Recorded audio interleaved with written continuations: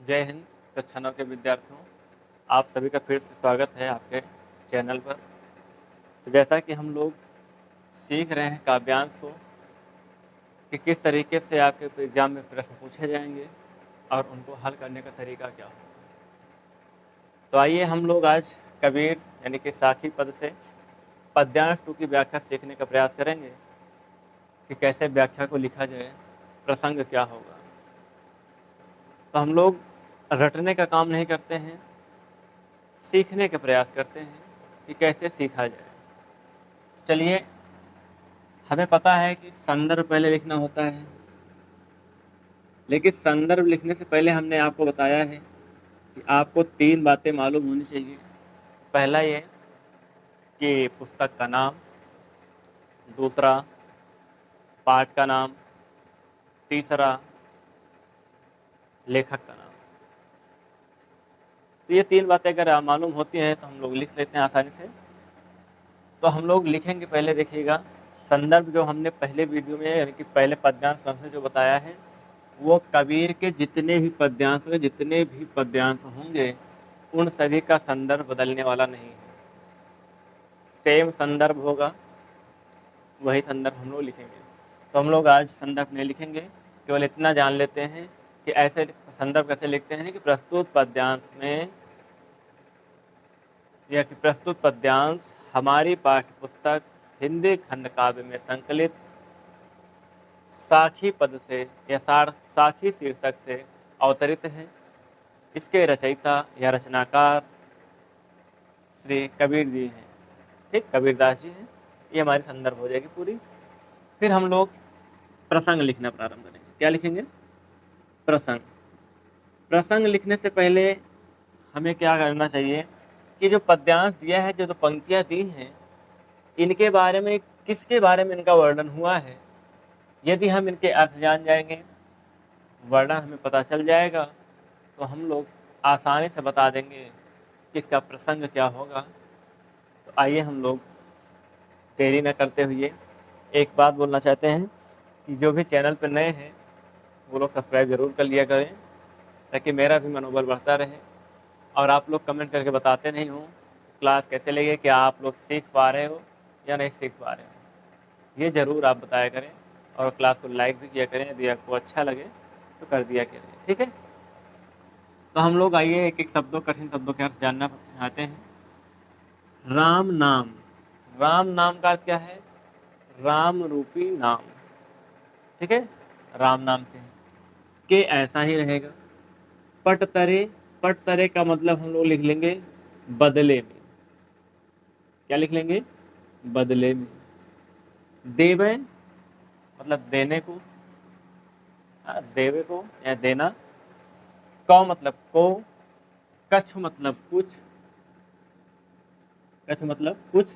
नय मतलब नहीं है। नाय मतलब नहीं है। क्या ऐसे रहने दो। ले मतलब ले करके। ले का मतलब है ले करके, लेकिन जब हम लोग व्याख्या करेंगे तो ये ले करके ना होकर क्या बन जाएगा? दे करके। क्या हो जाएगा? दे करके। गुरु यानी गुरु के बारे में। संतोषे मतलब कि संतोष करना है, संतोष। हौस मतलब इच्छा। हौस मतलब इच्छा। रही मतलब है, रही। मन माही। मन माही का मतलब है मन में ही। मन माही का मतलब है मन में ही। तो हम लोग कठिन शब्दों के अर्थ समझ चुके हैं। अब हमारा प्रसंग क्या होगा, सुनिएगा। पहले इसके हम अर्थ समझते हैं कि राम नाम के पट तरे देव कौ कछु नाहि। कह रहा है कि राम रूपी नाम के बदले में देने को हमें या मेरे पास कुछ भी नहीं है, कुछ भी नहीं है। इसलिए क्या देकर गुरु को संतोषिए, यानी कि गुरु को क्या देकर संतुष्ट करूं। हौस रही मनमाही, यह इच्छा मेरे मन में ही रह गई। ये इसका अर्थ होगा, ठीक। तो बात यहाँ पर किसकी हो रही है? इस पंक्तियों में बात किसकी हुई? राम नाम रूपी मंत्र से। क्या हो रही है? राम नाम रूपी जो मंत्र है, कह रहे हैं कि उससे उसके बदले में इस संसार में कोई भी कीमती वस्तु कुछ भी नहीं है, कोई भी कीमती वस्तु नहीं है। किसके बदले? राम नाम रूपी मंत्र के बदले। तो हमको अर्थ पता चल गया, तो हम प्रसंग लिखने चल रहे हैं। प्रसंग लिखिएगा। प्रसंग कैसा होगा, कैसे लिखते हैं, सीखने का प्रयास करते हैं, सीखिएगा। हम लोग सीखेंगे कैसे? हम कहते हैं कि प्रसंग में लिखेंगे प्रस्तुत दोहे में। क्या लिखेंगे? प्रस्तुत दोहे में। प्रस्तुत दोहे में। मेरे साथ लिखने का प्रयास कीजिएगा सभी लोग। प्रस्तुत दोहे में श्री कबीरदास जी ने, जैसे लिख कबीरदास जी ने, कबीरदास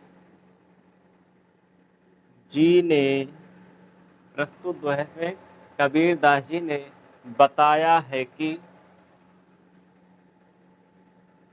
बताया है कि राम नाम रूपी, राम नाम रूपी मंत्र, क्या बताया है? कि राम नाम रूपी मंत्र से कीमती वस्तु, से कीमती वस्तु इस संसार में, इस संसार में कुछ भी नहीं है, कुछ भी नहीं है। ये हमारा संदर्भ प्रसंग होगा। क्या होगा? प्रसंग होगा। कैसे हम लोग जान गए? क्योंकि हमको अर्थ मालूम चल गया है कि राम नाम रूपी मंत्र के बदले में मेरे पास देने को कुछ भी नहीं है, इसलिए गुरु को क्या देकर संतोष करूं, मेरी इच्छा मेरे मन में ही रह गई। ये इसका अर्थ है। अब आइए हम लोग लिखेंगे व्याख्या। प्रसंग तो हम सीखे, संदर्भ क्या होता है हमने बता ही दिया कि पद्यांश, जो पहले पद्यांश हम लोग सीखे हैं, सेम पद्यांश कबीरदास के साखी वाले में वही पद्यांश, वही संदर्भ चलेगा, चाहे जो भी पद्यांश। प्रसंग बार बार बदलेगा, क्योंकि हर पद्यांश में हर पंक्तियों का भावार्थ, भाव बदलेगा तो प्रसंग भी बदल जाएगा। आइए हम लोग अब देखते हैं कि प्रसंग हमने लिख लिए हैं कि प्रस्तुत दोहे में कबीरदास जी ने बताया है कि राम नाम रूपी मंत्र से कीमती इस संसार में कुछ भी नहीं है। व्याख्या हेडिंग डालेंगे। अब व्याख्या हेडिंग डालेंगे और लिखिएगा। व्याख्या लिखने से पहले कुछ चीज़ें आपको जोड़नी पड़ती, अपने से ऐड करनी पड़ेगी, क्योंकि आर्थिक का हमने तो शॉर्टकट में एकदम जान लिया है, 2 से 3 पंक्ति में आ जाएगा, लेकिन थोड़ा व्याख्या बड़ा करने की प्रयास करेंगे। यदि आप लोग व्याख्या में क्या करते हैं, आप लोग गलती कहाँ करते हैं?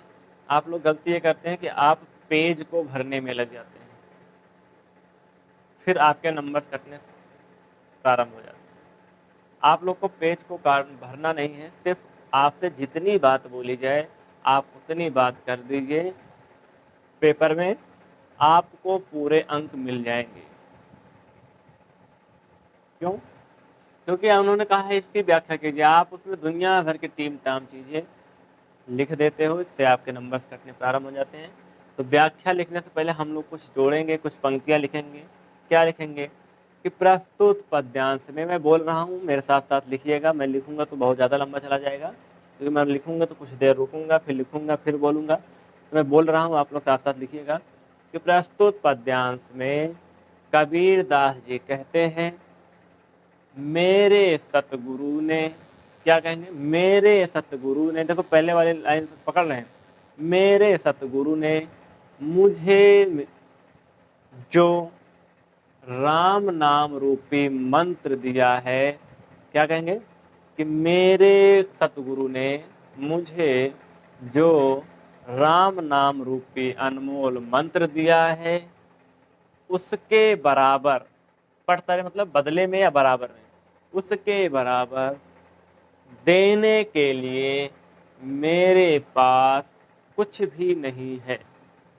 फिर अपने जोड़ेंगे इसलिए, फिर अपने जोड़ेंगे इसलिए क्या देकर, इसलिए क्या देकर गुरु को संतुष्ट करूं। क्या लिखेंगे? क्या, इसलिए जोड़ेंगे, फिर लिखेंगे क्या देकर गुरु को संतुष्ट करूं। क्या देकर गुरु को संतुष्ट करूं। मेरे मन में ही, मेरे मन में ही, क्या लिखेंगे? मेरे जोड़ेंगे, मेरे मन में ही इच्छा रह गई, मेरे मन में ही इच्छा रह गई। अर्थात कबीर दास जी कहते हैं, राम नाम से बढ़कर कीमती वस्तु इस दुनिया में या इस संसार में कुछ भी नहीं है। इसलिए गुरु को कुछ देकर मेरी इच्छा मेरे मन में ही रह जाती है। ठीक, इतना लिखेंगे। एक बार मैं फिर से बोल रहा हूँ, आप लोग लिखिएगा।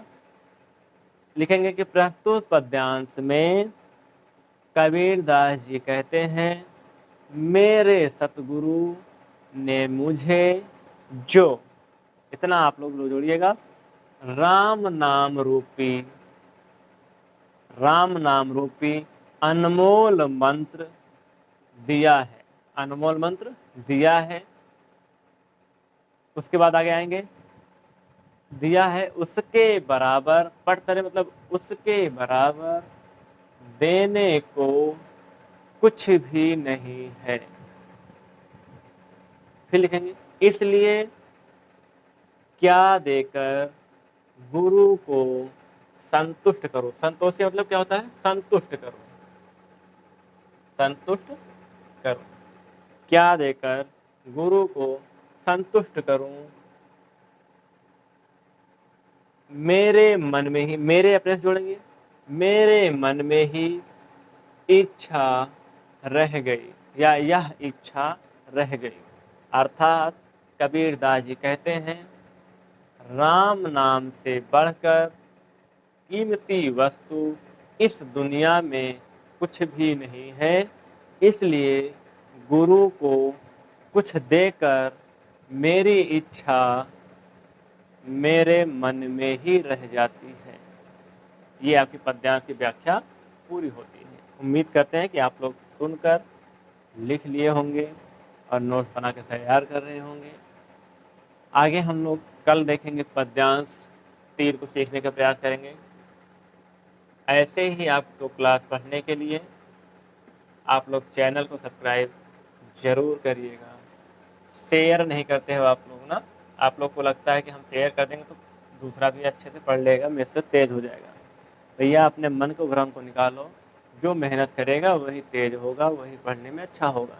तो आप लोग शेयर कर दिया करिए, लाइक भी कर दिया करिए ना, और कमेंट करके तो ज़रूर ही बताया करिए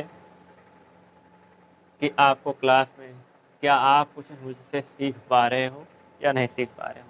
तो आज के लिए इतना ही। जय हिंद।